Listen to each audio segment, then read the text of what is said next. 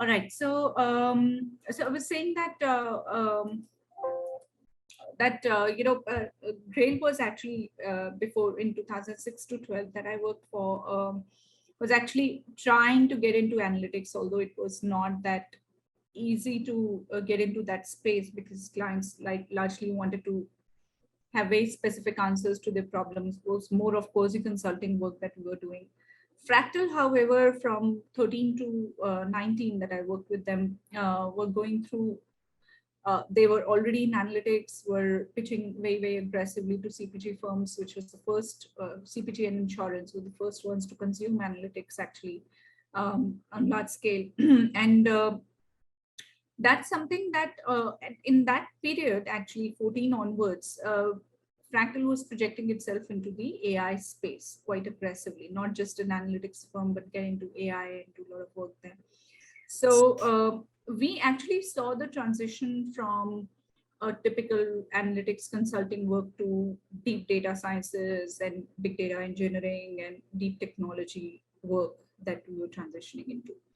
Now, how do we upskill existing workforce and upskill people to train them to be relevant in this space, right? Was the big challenge that we had, because we had to be very clear. We cannot be, saying, oh, get this skill and you are a data scientist, because the challenge with AI is that it is evolving and it is changing very, very fast. So the first step was actually, and which I think is relevant for even the workforce which is trying to get into analytics, is to identify the fundamentals of AI and build their strength there. So there could be n number of things that can keep coming, cloud computing, this and that, all those sorts of skills will keep coming and they'll keep changing. 1 year down the line, probably some of these skills which are here are not relevant. I think what I believe is that the most critical aspects is to understand the fundamentals of AI. What are the technically and from implementation standpoint are the fundamental skills that you should have in AI to be able to continue to progress on that path, right? And that could be very basic technical skills like understanding Python. It might not be relevant later on, but it is a very important skill to have, technical skill to have to progress on that track. So identify those 3-4 skills and gain strength there. I think the biggest challenge is actually the implementation. So if you're writing algorithms, doing all the coding and understanding and implementing technology, how it is relevant to, let's say, a large firm which has multiple products in CPG space, what will it change for them? So from implementation standpoint, kind of, you can say consulting when you're talking, because when you're talking to clients, they won't understand technology as much. They need to understand, okay, what does it mean for me from business standpoint? So have that skill from an implementation standpoint also, because in our Indian education system, typically we learn a lot, but we don't know how to use it, how it is relevant, which is the key for AI, whatever skill we are acquiring, whether we are in college and trying to build our skills there, but implementation is critical, I feel, which is something we realized when we're doing all this in Fractal. So so that's where I would start, whatever skill we are acquiring. Focus on fundamentals seems to be, I think, a popular advice across Fractal, because I remember one of my first interviews that I did when I joined India was with Ajoy Singh of Fractal, and it was on a similar topic, and this is one of his big points too. Yeah, because we, when you are actually going through the transition and transitioning a firm from a particular level to the next level is a big task, because it leads to a lot of churn, questions, confusions. And I think that's how we learned that, 1 or 2 technical skills are not the check boxes that we need to have. We have to be able to translate into relevant outcomes for clients. And how do we do that is an important skill to acquire. So having consulting sort of mindset, ability to think about implementation are critical aspects. When it comes to products, also, Samiksha, it becomes that could be a very high quality product, gives very accurate information and all that, but it has to scale up, right? It can't be relevant to one section of a firm or a function and stay relevant there, because it will die its natural death in that way. It has to be scalable. So you have to anticipate some of those things and prepare when you're adding these technical skills in your portfolio. As a recruiter, what is the top thing that you would look for a CV when you're hiring for an AI role? There are two important aspects. One, your interest level, of course, how much you are, because education will teach you certain things in a certain pattern. Engineering colleges, or even if you look at BSc statistics or graduation in mathematics and post-graduation for that matter, it'll teach you certain fundamentals from the academic standpoint. One of the important aspects is, fine, I have those academic qualifications, I've scored marks, I'm relevant and know my stuff, from academic standpoint, but take it a little further and add a few more, like doing courses online, Coursera, and there are 10,000 platforms available which are providing that, right? The critical thing is to actually pin down on one or two fundamental courses that you would like to do, so that you are able to relate what you have learned academically with relevance in the industry. That's number one. So showing learnability is critical. Why? Because Samiksha, like I said, it is a very, very fast changing space. You can't have 2, 3 skills, 4 skills and stay relevant for more than a year, probably. You will have to add more, right? And for that, you need to have that attitude of, okay, I have learned this.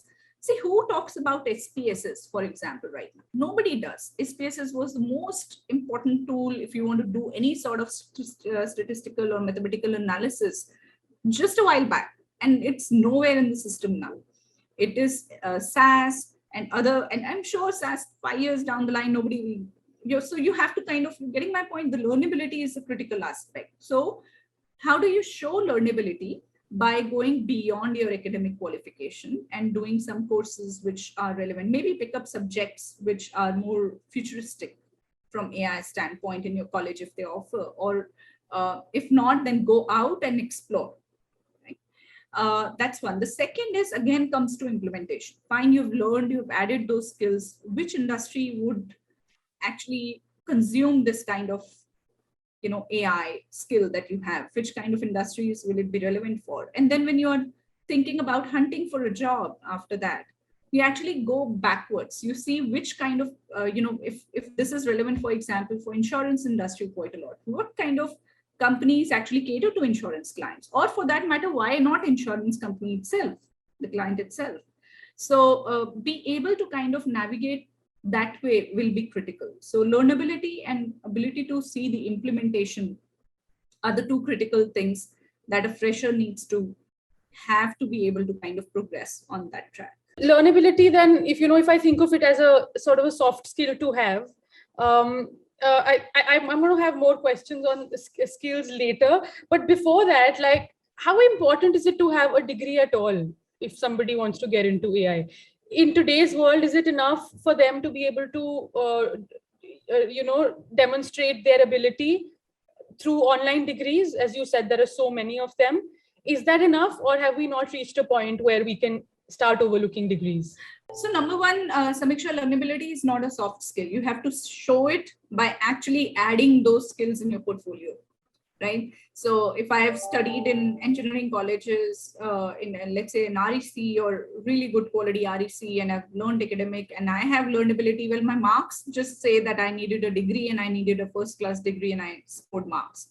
Learnability is a hard skill which you get to see on the portfolio when you see people who have diversified from engineering degree to getting, different kind of skills on their portfolio, which are outside of your academic usual, classroom teaching, right? So attending courses, that so many foreign universities who offer so high quality courses, a lot of them are free.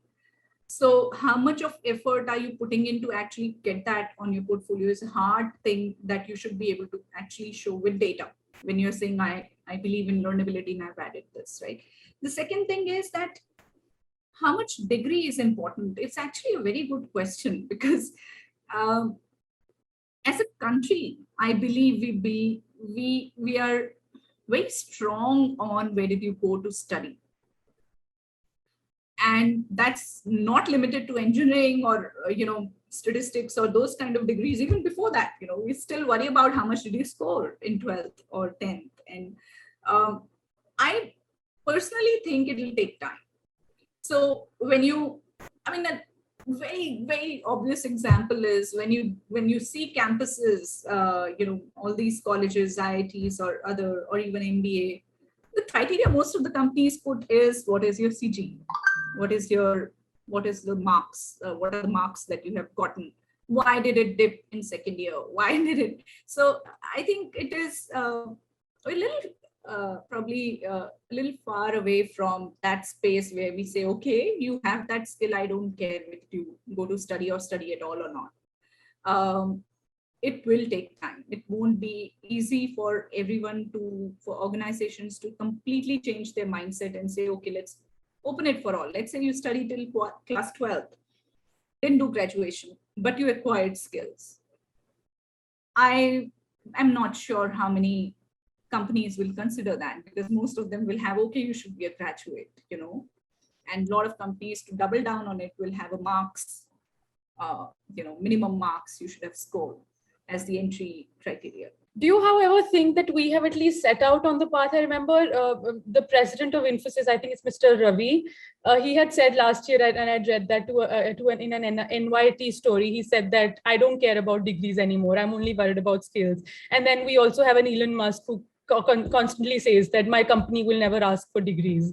Do you think that it's something that maybe the West, trend that is caught on in the West, but India is still catching up? Or do you think we're somewhat there? I mean, have we at least begun to think that way? We have begun to think in that way, but how much are we executing with our campus plan policies and principles is still a question mark. Because see, I'll give an example. A lot of large IT companies would go to colleges to recruit. So if you're not in colleges, how do you recruit a person like that? True. So there's this, and I'm talking about scaled hiring. Right? Scaled hiring would typically, you go to campuses, there are 700 people there or maybe 1,000, you'll shortlist, and then that's the procedure you follow. So if there's nobody if one is not there in the college, they would miss out on that opportunity, at least in the first go. It will be easily available if you are studying in the college. So we might have thought about it, but I'm not sure. I don't have the data. Maybe we should dig out. But how many companies are actually recruiting non-graduates, under class 12th and skilled? Because a lot of companies don't have that kind of policy, but maybe that data will help us understand if there is a change in trend. But for now, I don't think we are able to execute it. We have the right intention, but we are not able. Can I say that it was earlier what was a mindset problem is now more of an access problem? Yes. I think we have crossed that barrier, the first barrier. Yeah. And eventually, if we can build more ways to implement that, we could be doing better on that. Maybe a platform where students who actually don't have necessarily gone to a fancy college but have all the skills, this sort of a platform for them to actually enroll, and companies have access to that to get the pool in the system, is going to be a good channel to kind of implement that and see actually how many of those people are successful. Samiksha, that's very critical, right? You can keep recruiting, but are they able to scale up? Are they able to, because we don't study much in class 12 except our usual math, science, those kind of things. But engineering or those graduation degrees typically elevate us from a level of thinking to the a couple of notches above. Right. Like problem solving and all those skills are not there in your school. You typically learn it in your college, wherever you go, in different ways. So it'll be a good idea to see it implement actually through some sort of a platform. But for now, I feel that we have the intention, but executing it is probably something that we need to still see. You gave a very good perspective about looking at learnability as a hard skill, not a soft skill.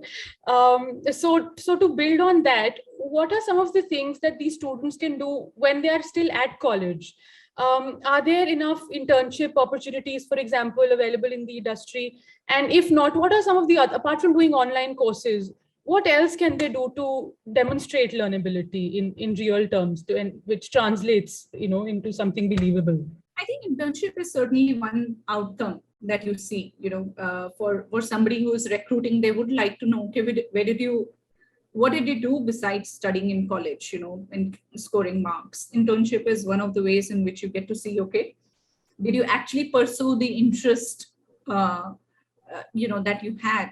The question, I think there are enough internship opportunities available for children to go explore. A lot of companies do that, 6 months internships, they probably extend it, convert it into PPO, depending on how how students are performing. But internship is certainly one. The second is the choice of courses that you make in college, because I know for sure that in a lot of colleges now, they have gone a little ahead and have involved industry. I know faculty used to get options from college that if you can come and build their AI course or analytics course or deep thinking courses, which are optional courses for children to pick while they while they study other usual subjects.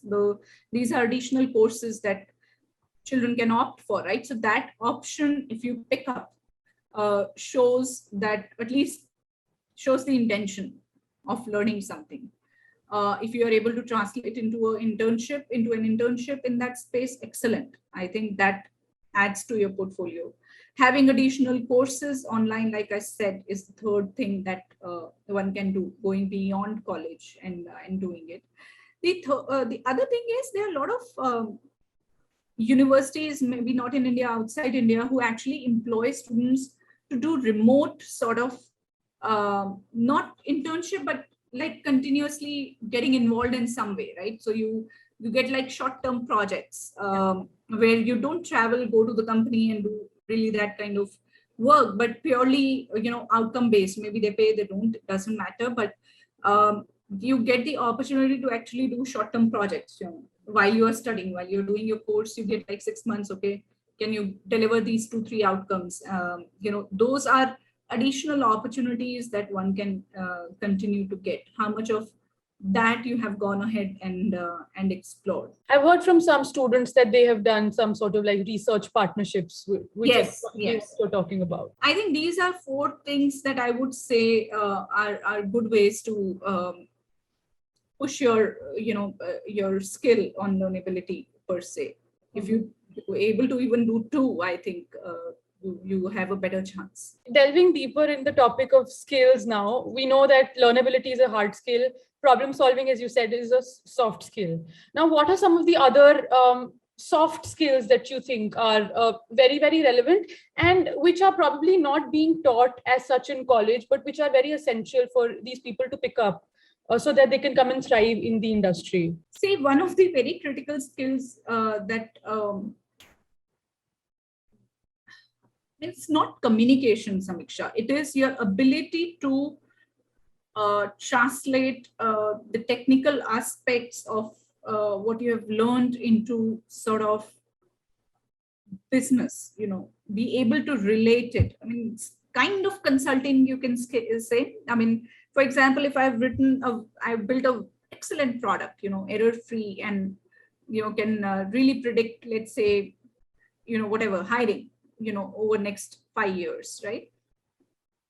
How am I able to translate into a business problem which companies are facing right now, and hence my product is helpful?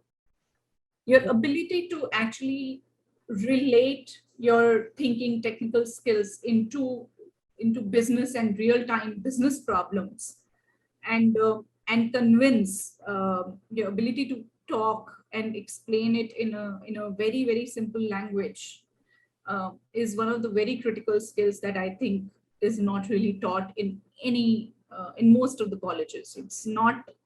It's your ability to actually understand, interpret, and structure it in a way that it is consumable for business folks.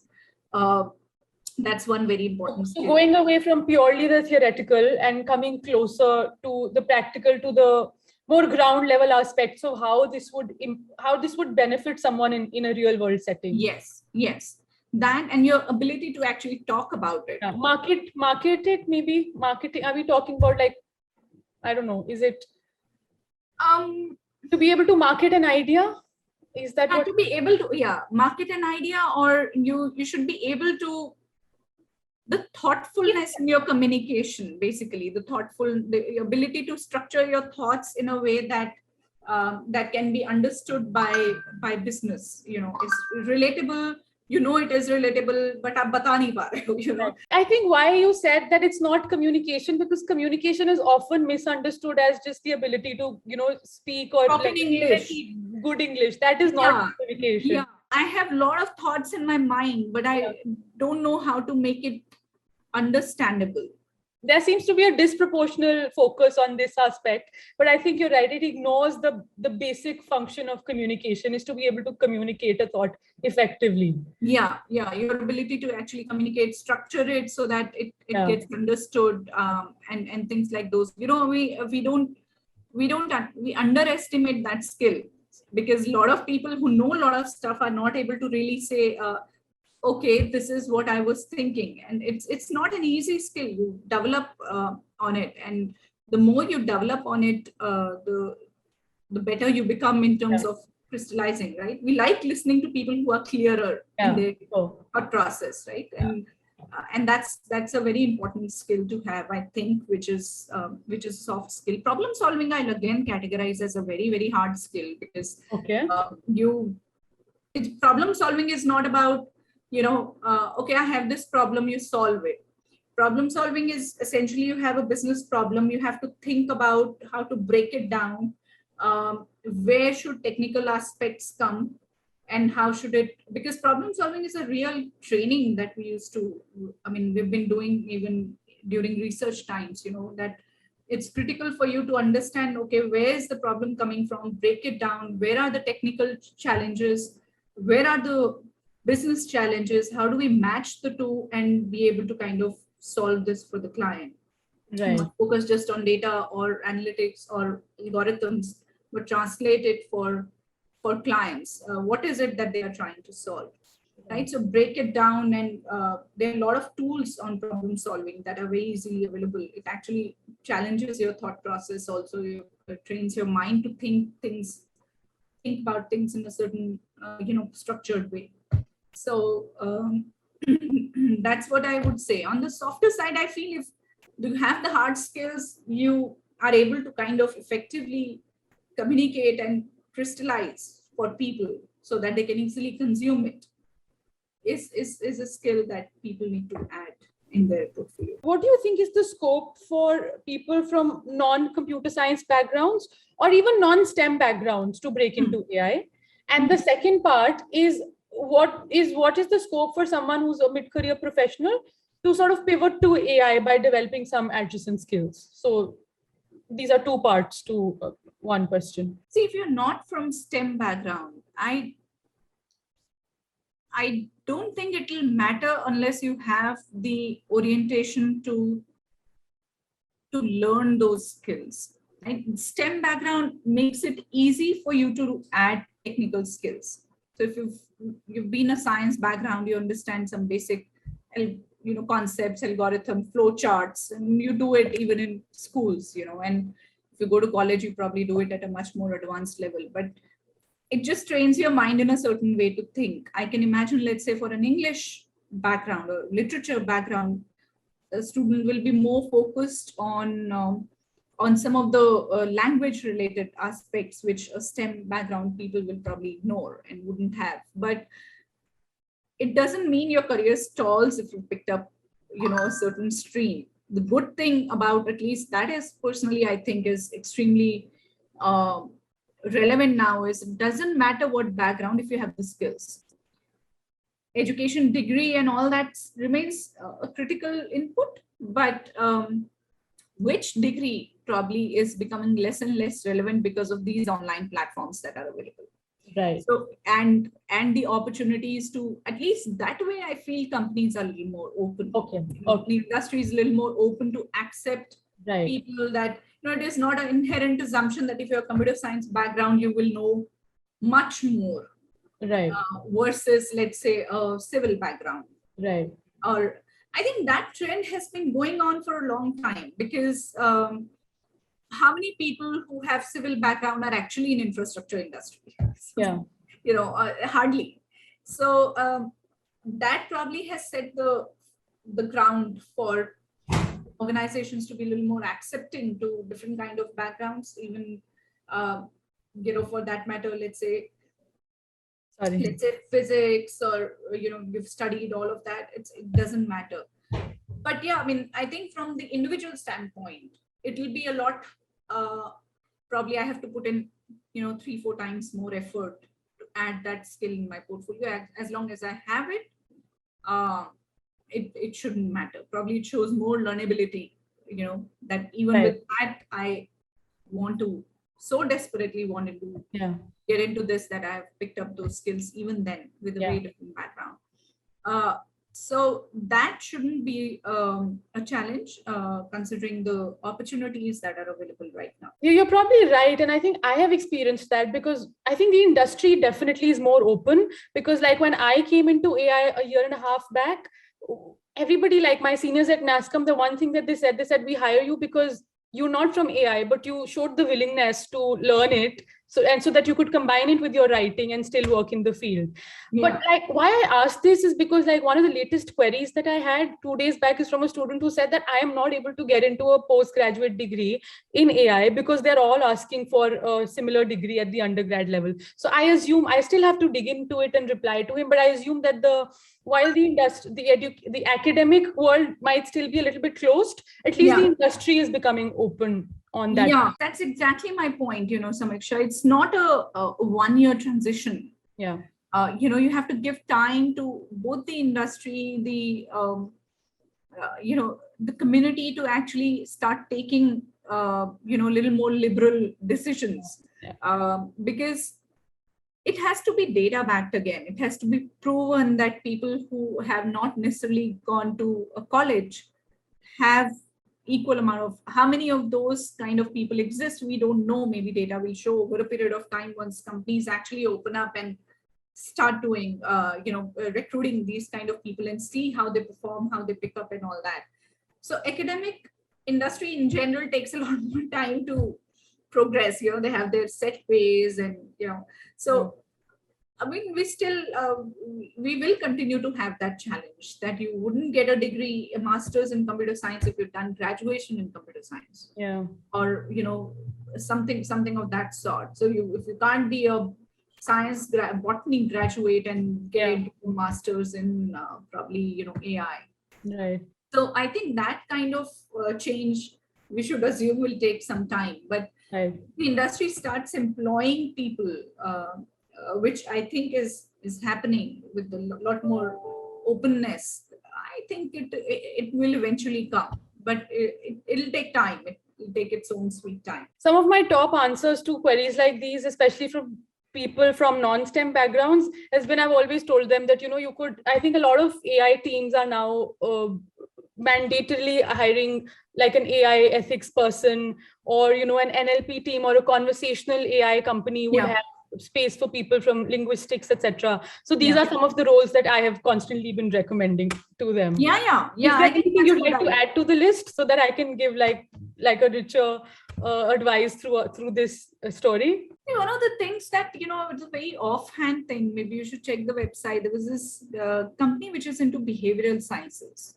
There are many companies, but there's one company I'm familiar with because Fractal acquired it, Final Mile. It is, so they actually did not had people with computer science background. They had PhDs in psychology, behavioral sciences. I think those very off track, spaces which not related technical side of it, but they were essentially studying. So behavioral sciences is what? Behavioral sciences is essentially about why do we tend to click on I accept versus deny accepting, because it flashes, it does something to us, it is highlighted, so it's a nudge. And it's a way our mind works. So there are a lot of these kind of fields which actually employ. So you're not necessarily writing algorithm, right? You're not doing the whole technical aspect of it, but you're understanding the human mind and trying to figure out what are the ways to, make some product and make it more acceptable. The look and feel, the color scheme, the arrangement of things. It's design thinking, not computer science. Yeah. And those are some of the fields which actually are open for people with different kind of backgrounds, not necessarily tech background, to actually explore. Yeah. For that matter, the kind of pictures you see, the kind of expressions you share, more of human mind and thinking and the way our minds work, how to nudge it in different directions. So psychology, language, behavioral sciences, physiology, lots of those aspects are opening up quite aggressively. So I think these fields, these kind of companies, although not many, but most of the organizations are coming into it.